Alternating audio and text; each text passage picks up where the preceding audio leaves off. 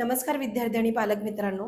आत्ताच मुलांची नीटची एक्झाम झालेली आहे आणि भारतामधून अंदाजे 22 लाख विद्यार्थ्यांनी नीटची परीक्षाही दिलेली आहे. तुम्ही जर बघितलं तर पूर्ण भारतामध्ये फक्त 1,25,000 MBBSच्या सीट आहेत आणि विद्यार्थी संख्या जर बघितली तर खूप जास्त प्रमाणामध्ये नीटच्या एक्झामसाठी मुलं बसत असतात. आता एक MBBSचं सीट मिळवणं किती कठीण आहे किंवा मग ती प्रोसेस जी आहे ती खूप कठीण आहे असं प्रत्येक पालकांना वाटत असतं.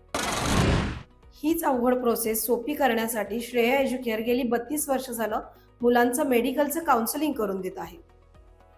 एक्झाम झाल्यानंतर प्रत्येक पालकांना व विद्यार्थ्यांना पडलेला सगळ्यात महत्त्वाचा प्रश्न असतो की आता एक्झाम तर झाली पण आपल्याला MBBSचं सीट हे कसं मिळू शकतं आणि ती प्रोसेस कशी असते.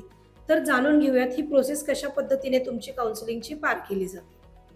मुलांनी काढलेल्या आन्सर कीवरून अंदाज मुलांना येऊन जातो की आपल्याला 720 पैकी किती मार्क्स येत आहेत.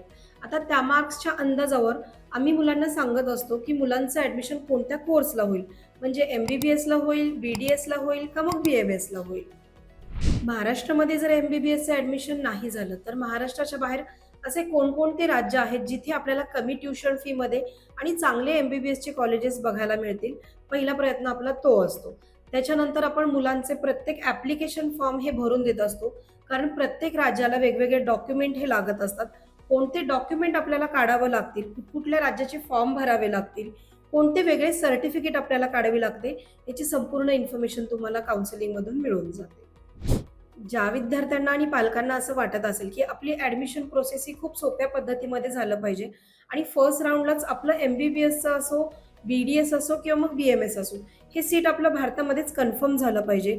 ॲडमिशन घेताना कुठलंही बर्डन आपल्यावर नाही आलं पाहिजे.